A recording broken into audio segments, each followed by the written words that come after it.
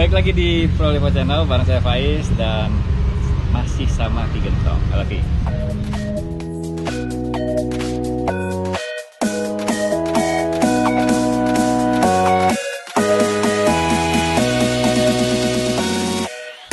Kita bahas apa Ki? Captiva maning. Captiva lagi bro. Moga-moga nggak bosan. Captiva lagi ya, Captiva lagi. Kemarin kita bahas Captiva bensin. Udah dibahas semua tuh. Buat yang belum nonton, videonya ada di atas itu tuh. Ya, tonton dulu ya. Nah, hari ini kita mau bahas mengenai kesalahan-kesalahan pemilik maupun calon pemilik Captiva. Ya. Ya kan? Based on experience-nya Ki Gentong. Kalau saya nggak tahu apa-apa tentang Captiva, makanya bisanya cuma tanya-tanya doang. Dan ini disclaimer-nya tidak bisa digeneralkan, tapi ini hanya based on yang sering terjadi di sini. Nah, yang sering terjadi ya. Oke, kesalahan-kesalahan pemilik. Calon pemilik dulu ya, calon pemilik. Calon pemilik kan berarti kalau pengen Captiva itu kan punya ekspektasi. Ada nggak yang ternyata ekspektasinya itu keliru? Ada. Ekspektasi awal dia berharap bahwa dengan membeli sebuah unit yang harganya lebih tinggi dari harga pasaran, berarti mobil ini sudah ready to go. Padahal ya enggak juga, gitu.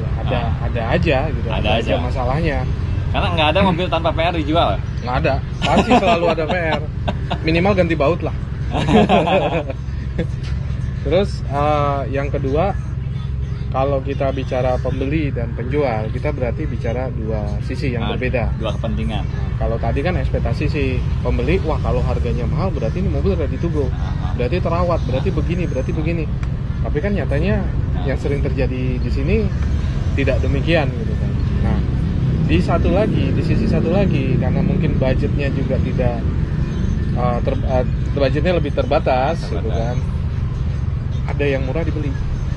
Padahal kalau kita berpikir dua sisi nih, ada sisi pembeli, dari sisi pembeli budgetnya terbatas, ada yang murah gue beli. Bismillah deh, kalau misalkan bagus rezeki, kalau nggak bagus ya jual lagi, gitu kan. Nah dari sisi penjual mungkin, gitu kan, tapi based on yang sering terjadi di sini, karena kita punya database customer lumayan, gitu kan.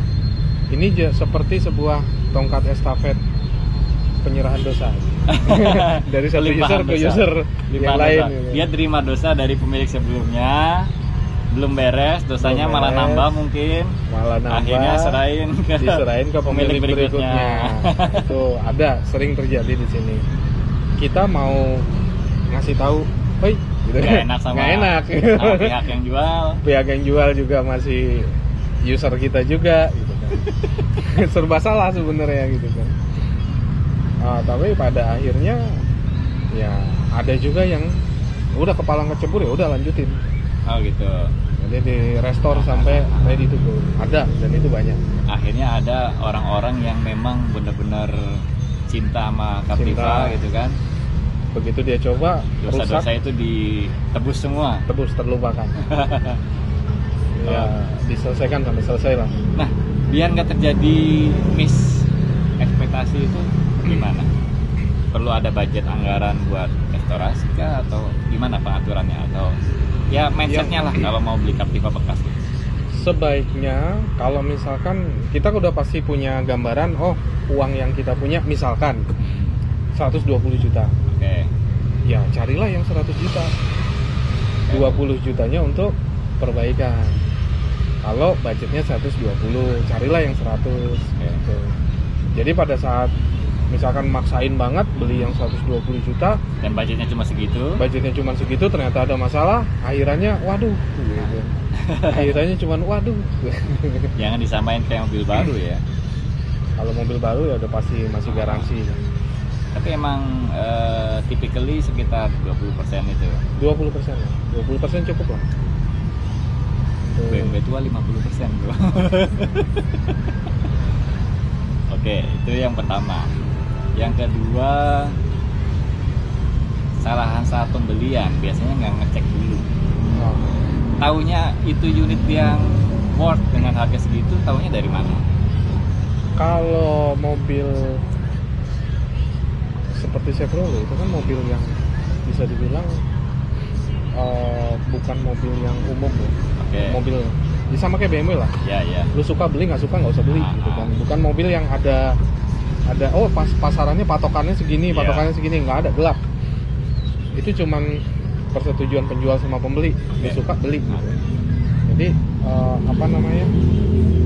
agak susah. Nah, biasanya ada salah pilih, misalkan pilihnya pokoknya yang mulus aja, ternyata mulus itu belum tentu bagus gitu. Atau ada yang pilih berpatokan odometer rendah. Nggak bisa sering kejadian begitu nggak? Sering kejadian. Belum tentu yang kilometernya tinggi itu bermasalah. Bisa jadi kilometernya tinggi tapi sudah restorasi. Nah, ya kan? Dan itu sering terjadi. Biasanya dijual karena RI 2-nya sudah mogok terus, jajan terus, gini jual, padahal baru habis restorasi. Padahal udah rapi gitu. Ya intinya misterius lah. Nah, mencegah kesalahan itu gimana? Ajak montir kah atau gimana? Ajak orang yang punya experience tentang mobil itu. Biasanya kalau di kami memang menyediakan layanan seperti itu kalau lagi nggak overload. Kalau lagi overload ya nyuwun sewu, ditolak gitu. Nah, kalau lagi nggak overload ya biasanya Aceng yang berangkat. Gitu. Ada satu mekanik kita bawa tools, bawa scanner, bawa tes kompresi dan segala macamnya. Itu pun kalau penjualnya setuju untuk dicek. Kalau penjualnya mau dicek. Karena ada beberapa case begitu tahu kita yang datang, nggak jadi jual. Nggak jadi jual. Iya, berarti ada apa-apa. Nah, itu ada berapa kali kayak begitu. Dan sering juga terjadi ketika kita yang datang, ngapain lu kesini? Nggak tahu customer kita juga. Nggak enak ya. Jadi nggak enak kita ya. Ya pokoknya bisa ajak orang yang tahu lah ya. Dan ada kita mau lurusin dulu. Ada beberapa kali kita ngasih advice kalau diangkat dipsticknya keluar asap, keluar percikan oli dan itu pasti gentong gitu. Tidak selamanya sedemikian. Kalau percikan oli keluar bisa saja karena olinya terlalu penuh. Nah, kalau misalkan ada asap yang keluar bisa saja karena terlalu banyak kotoran di dalam mesin. Jadi tidak bisa jadi patokan bahwa asap keluar atau percikan oli keluar itu sudah pasti harus turun mesin. Nggak selalu. Cara yang paling tepat adalah tes kompresi dan itu wajib dilakukan sebelum beli. Ya kalau penjualnya setuju ya oke, kita lakukan. Gitu ya. Tipsnya berarti biar nggak terjadi kesalahan saat pembelian. Terus ada lagi, misalkan udah dapat nih, ya kan? Oke lah, unitnya oke, ya kan? Harganya pas. Tapi ada juga kesalahan-kesalahan pemilik Captiva dalam penggunaan. Sering. Banyak ya? Apa aja? Semisal, karena kita sering ngebahas soal B30 ya. Oke, biosolar. Ya, di video-video yang lalu. Jadi, semua orang mengeneralkan bahwa Captiva bisa pakai B30 tanpa persiapan apapun. Padahal, untuk menyiapkan sebuah Captiva bisa memakai B30 itu tidak sesimpel itu. Ada beberapa tahapan. Misalkan kita harus cek flow rate-nya, cek loop-nya dan segala macamnya. Kalau oke, ya sudah. Silakan running. Kalau nggak oke ya tanggung sendiri resikonya kalau maksa. Berarti kesalahannya itu pakai B30 tanpa persiapan. Ada juga resikonya berarti resikonya ya gentong. Antara gentong, injektor kena, bos pump kena, common rail kena, banyak kan. Terus ada lagi kesalahan penggunaan apa? Ada lagi karena excited, dapat unit sehat, kita nyatakan sehat bahwa unit ini kompresi mesin nggak apa-apa, electrical normal, matic semuanya oke gitu kan. Tiba-tiba masuklah ke satu toko, semua alat dipasang di situ, buat performa, buat ini, buat itu. Seminggu kemudian datang di towing. Kesalahan modif atau keracunan sales biasanya. Nah, itu banyak yang kejadian gitu. Ya. Tapi kalau kesalahan penggunaan rata-rata itu aja ya? Isi BBM doang ya? Isi BBM. Atau misalkan nggak pernah dinyalain mobil sampai sebulan gitu? Sebenarnya sih nggak apa-apa ya. Nggak apa-apa ya? Nggak apa-apa. Yang fatal itu aja ya, salah isi BBM, B30 30 tanpa persiapan. Ini berarti yang diesel Sama oli. sama oli. Oli, kadang ada user yang berpikir bahwa ketika kita bilang 5.000 km, dia berpatokannya ke kilometer, padahal udah 1 tahun. Oh. Jadi pada saat dipakai, ya udahlah, you know lah, ketebak lah akhirannya seperti apa. Di oli itu kan ada kadaluarsanya. Udah kadaluarsanya sekitar 6 bulan. Oli, berarti oli itu kesalahan perawatan ya? Ya, salah satunya.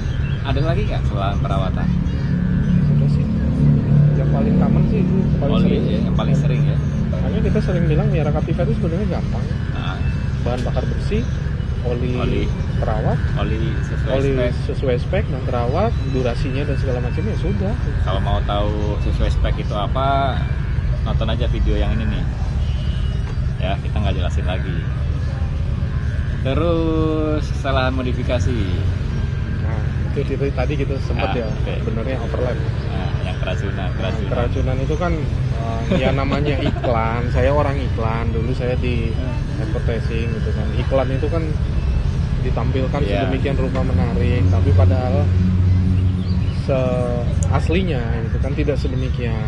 Apalagi kita bicara sebuah alat yang general atau universal. Alat yang universal bisa jadi cocok, bisa jadi tidak. Oh iya. Terkecuali satu alat itu dikhususkan untuk merek ini, merek Tipe ini, tipe ini. Kalau standarnya kan tekanannya berdasarkan request ya, Iya. naik turun. Kalau udah terlalu penuh, terlalu tinggi, dibalikan ke tangki dan segala Iya, ada macamnya. bypassnya segala macam. Alat ini dipasang, ini standby-nya tinggi terus, Oh, jadi si pompa ini bekerja terus. dia open. Makanya ketika si pedal gas di kick down, powerful. Tapi begitu si alat ini dicabut, bego dia. Oh. Dan biasanya ganti sensor, dan apesnya si sensor bos pumpnya itu tidak dijual terpisah, tapi jadi satu paket. Harus beli bos pump. Kan kalau saya mah alhamdulillah. Injection pump. Kalau saya mah alhamdulillah gitu. Terima kasih. Nah, itu juga perlu dicatat ya buat teman-teman pemilik Captiva. Nah, Ada lagi, Mbak? Kesalahan-kesalahan pemilik Captiva? kebanyakan sih itu ya. Itu aja ya. Nah, kalau mau aman untuk performa dan segala macamnya untuk Captiva, itu ada satu alat dicolokin di OBD, dan alat ini sudah diisi sedemikian rupa memang untuk mesin itu. Oh gitu. Pesennya pun custom, butuh waktu sekitar 30 hari. 30 hari. Aku lupa namanya Sawyer apalah gitu. Itu adanya di US. Jadi kita sebutin tipe mesinnya, sebutin tipe mobilnya, mereknya, tipe mesinnya apa, sama nomor seri enggak? nomor seri plus ECU-nya apa. Oh gitu. Jadi di custom di sana, lu mintanya seperti apa? Berarti kalau ini fungsinya seperti nge-remap atau gimana? Iya, seperti ngerim. Seperti nge-remap. Di mereka ngerubah coding-coding itu. Dan itu butuh sekitar 30 hari dan harganya memang tidak murah. Tidak murah. Jadi kalau mau modifikasi ya memang harus benar-benar part yang memang di custom untuk Mobil itu. Gitu. Kalau yang universal ini tanda tanya ya. Tanda tanya. Ada juga yang jualan paket remap tanpa dyno. Oh, Kan kita nggak tahu naiknya berapa. Jadi kalau mau remap ECU yang benar untuk naikin performa, pakailah yang punya dyno testnya sekalian. Jangan sampai by feeling. Jadi placebo effect ya. Iya. Berdasarkan perasaan enak, padahal naiknya cuma 10 torsi gitu. Itu aja, Mbak. Salam-salam Chevrolet pemilik dan calon pemilik Chevrolet Captiva. Mudah-mudahan bermanfaat. Jangan lupa pantengin terus Prolipo Channel. Kalau mau konsultasi atau mau servis Captiva bisa datang aja ke sini, PRM nih. Banyak temennya. Tapi ini overload apa gimana? Ini nginep semua ya? Iya, nginep semua. Pasien opnam. Oh iya, lepasan PSBB kemarin kan kosong. Oh iya. PSBB iya. lepas brul. Gitu. Pokoknya datang aja sini. Ini lokasinya di Jalan Puspitek, depan komplek Panorama Serpong, Pamulang. Thank you.